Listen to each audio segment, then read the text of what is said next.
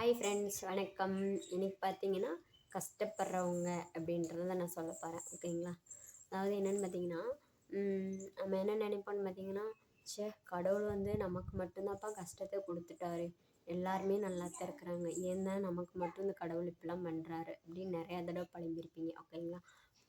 அந்த மாதிரி நினச்சிங்க அப்படின்னா நம்ம வீடியோக்கு ஒரு லைக் பண்ணுங்கள்.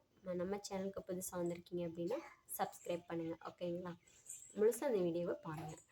அதாவது பார்த்தீங்கன்னா, நிறைய டைம் நினச்சிருப்போம். ஓகேங்களா? நம்ம எந்த சூழ்நிலையில அப்படி நினச்சிருப்போம், நம்மளை விட மேலே இருக்கிறவங்கள பார்த்து ஏதோ ஒரு நகை போட்டு போகும்போதோ, நல்ல கிராண்டாக ஒரு சேரீ ஏதோ ஒன்று ஏதோ ஒரு சூழ்நிலையில பார்த்து நம்ம அந்த மாதிரி சொல்லியிருப்போம். இவங்களெல்லாம் பாரேன் எப்படி இருக்காங்க, நம்மளை பாரேன், நமக்கு மட்டும் கடவுள் இப்படிலாம் கொடுத்துட்டாரு, ஒன்று கூட நமக்கு இந்த மாதிரி இல்லையே அப்படின்னு நம்ம நினைப்போம். ஓகேங்களா?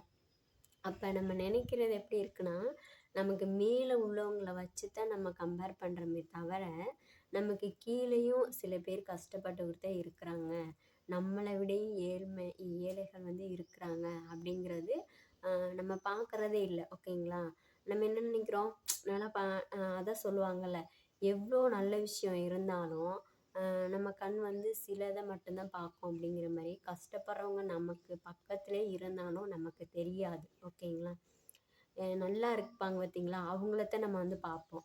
அப்போ எந்த விஷயமா இருந்தாலுமே பாருங்களேன், அதே கஷ்டப்படுறவங்க வந்து ஏதோ ஒரு சூழ்நிலையில் ஏதோ ஒன்று சொல்கிறாங்க அப்படின்னா காதுலே வாங்கிக்க மாட்டாங்க.